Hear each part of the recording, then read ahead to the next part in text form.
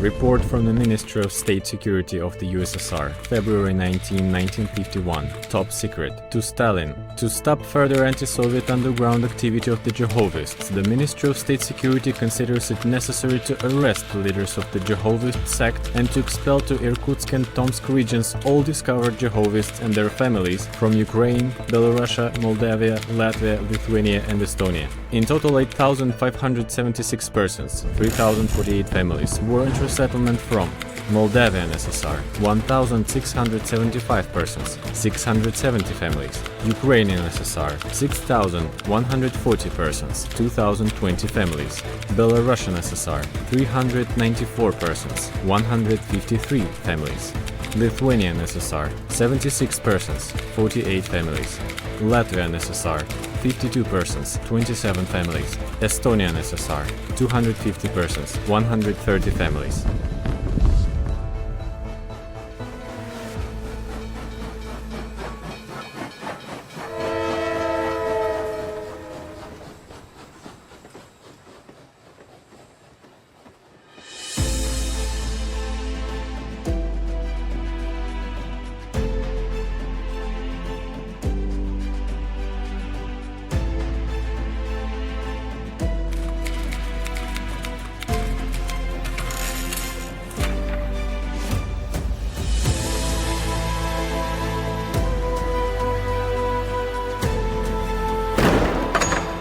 You will hear the stories of eyewitnesses, the opinions of experts, and you will find out what simple people had to go through just because their faith in God did not fit into the Soviet state ideology. We invite you to come on the journey with us.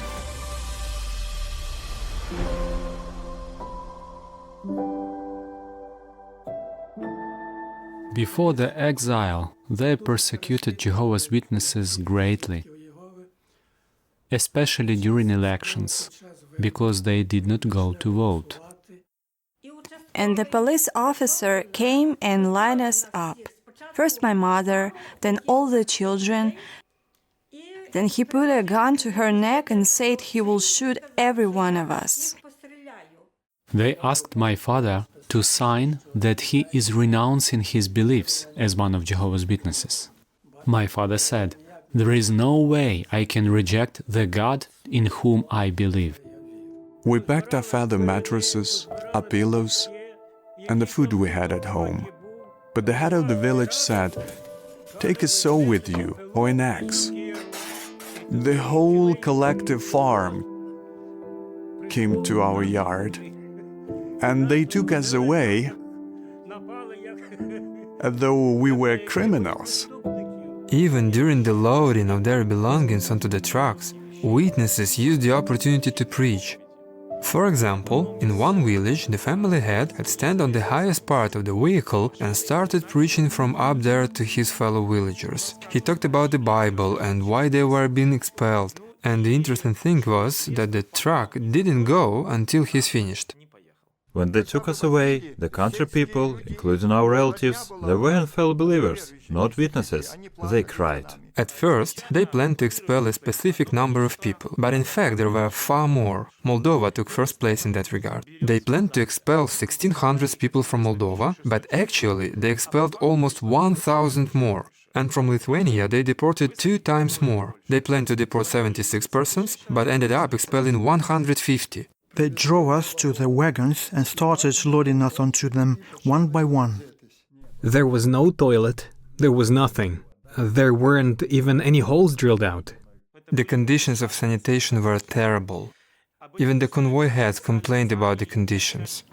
I have in my hand the report of one of those heads. I quote, "In response to my question about how in practice the deportees who are supposed to go to the toilet during the journey, the deputy minister replied that they would have to use barrels that the exiled families had brought with them." We went further, and it got colder and colder, so we wore warm clothes.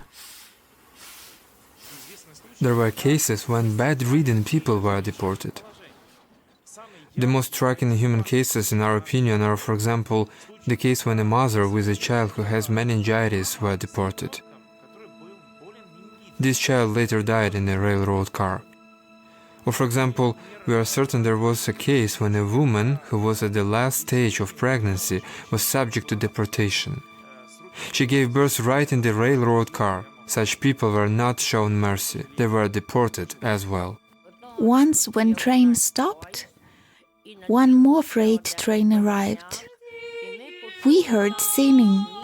They were our brothers and sisters from Moldova. They sang at the top of their voice. No one was ashamed of anyone. Children sang who could. Everyone was somehow trying not to be sad because of what they had left behind. They didn't know where they are being taken, but they hope that everything will be fine. Brother came up. Ola, do you have pencils? I will write a sign to put up on the window that we are Jehovah's Witnesses. And we also started to write posters, Jehovah's Witnesses, to encourage one another, to let them know that they are not going alone, but also other people. Upon arrival to Siberia, deported people had to live in different conditions. Some lived in the barracks, some had to share home with other families, and some even had to live in dugouts. The barrack, such a large and long barrack, it had 3 sections. There were no separate apartments. Well, the table was big and long for people to eat there, and bunk beds around. So 126 people were settled in this barrack. We went to sleep, but after a while everyone started spinning. So then someone said to turn on the light. We look, something bites. We look, and everything is covered in blood. Neck, arms, and bedbugs are climbing. My mother worked.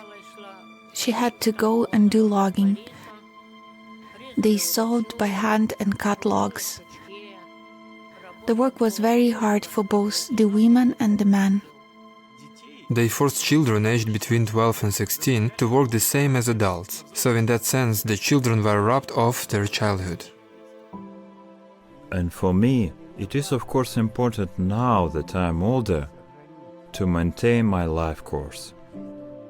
The past that they suffered, my mother's suffering, my father's being imprisoned, naturally, it probably had an effect on my life. But I am content. Operation Nars was a complete failure, because the achieved results were totally opposite to the original goals that had been set.